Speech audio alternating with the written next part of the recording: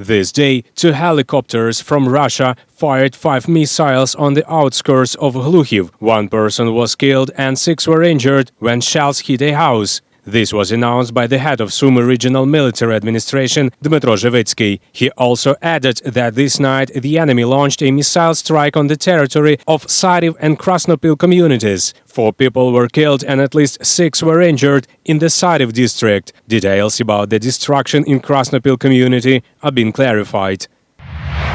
The current day, the army of the Russian Federation again fired at Mykolaiv. The shell hit a high-rise residential building. There are injured locals. The head of Mykolaiv Regional Military Administration, Vitaly Kim, reported about it. A Russian shell flew through the roof of a 4-story building, destroying apartments on the 2nd floor. It is currently known about 5 injured residents. And hail fell on us. It falls in pieces, and it is unclear where it falls from. I'm with this car. I almost killed myself until I ran. I live in that house. People who were in their homes at the time of the blast said it was very loud. Upstairs there was the 4th floor. The 3rd floor broke through and the 2nd. And how it was, what it was. There were a lot of people here. There was a fire. 3 or 4 firefighters' cars were here. A woman with her feet, there is something. The ambulance took her away. Ivan was near the house where the wreckage hit. The man said that he had previously worked as an engineer at the site, so he was not confused and immediately rushed to cover the pipes and rescue the victims. Grandmother was injured on the 2nd floor. It is a miracle that she survived. She was just in the hall. We took her out, took her outside, treated her wounds. We cut off the gas so that nothing would explode there. Also, the current day, the Mykolaiv region got under enemy fire. 4 communities were hit. There are 19 victims who were taken to hospital.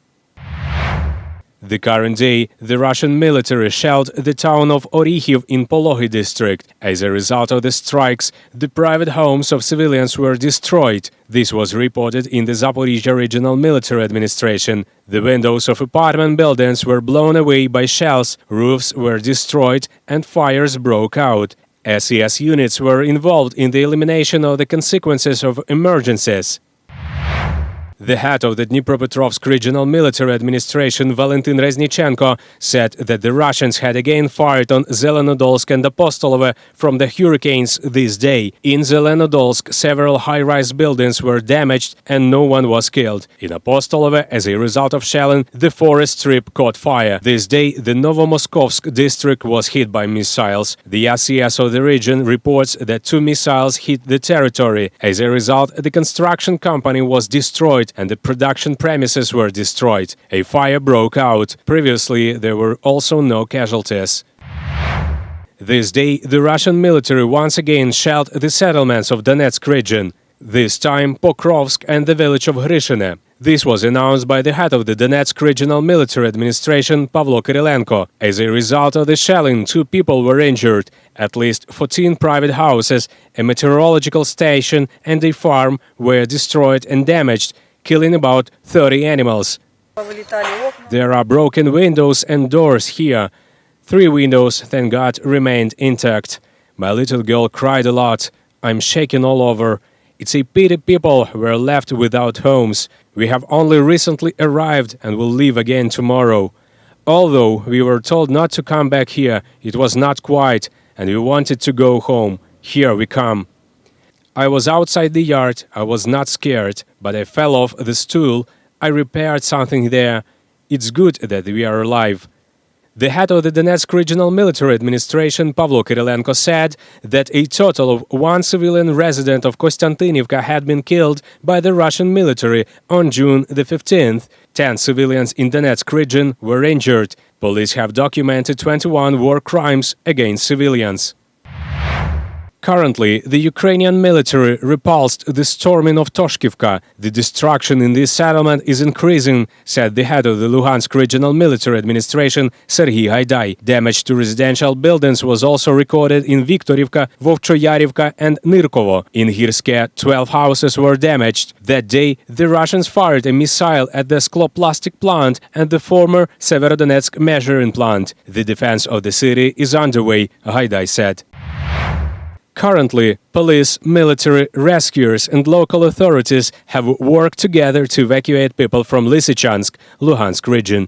Despite heavy fire, they managed to evacuate 43 people from the city, including pregnant women. Turned to the police. They came and took me to the hospital at my request. I need to evacuate. We were evacuated and now we will go to the hospital in Dnipro.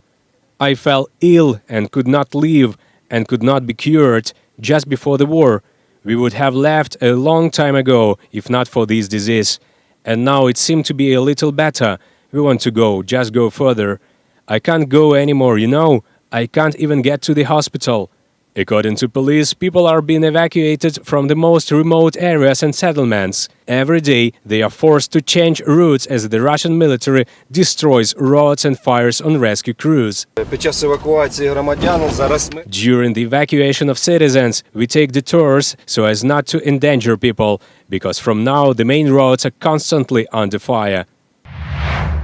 Dismantled houses destroyed after the fighting and repairing damaged roofs. Repair work has begun in the village of Yahidne in Chernihiv region. More than 30 volunteers from different parts of the country came to rebuild the village after the shelling. Now the house of Lyubov Sviridenko is being rebuilt.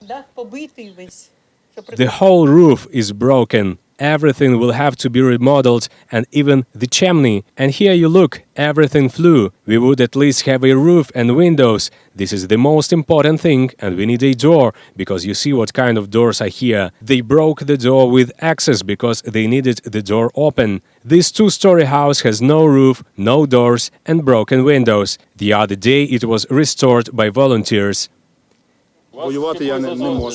I can't fight, so to speak, but I want to help. That's why I decided to come and help. These guys are volunteers of the Dobrobat Volunteer Construction Battalion. All of them came from different parts of Ukraine to rebuild the village of Yahidne. It was here that the Russian military kept more than 300 people in the basement of a local school in unsanitary conditions for more than a month. And at that time, they lived in their houses. Here we have to rebuild everything. First of all, we started cleaning houses, removing roofs, everything that was damaged after the fighting. We started cleaning, removing garbage from buildings, and at the same time began to build and update roofs and completely or partially change roofs in Chernihiv region. Building materials, wood, windows and all necessary materials for men are purchased. The regional military administration has allocated 11 million hryvnias for this. Andriy Podorvan, an advisor to the head of regional military administration, told Suspilne, Dobrobat volunteers do not charge money for their work. We did not expect at all. We thought that we would install windows and doors and change all the slate, but it is good that they help. And we are grateful to all, and especially to all the people who came to help our village. It hurts to leave people alone without food, without a roof over their heads, without property is not right. We are Ukrainians and we understand the state we are in. We need to help and reach out to each other in this difficult moment and time.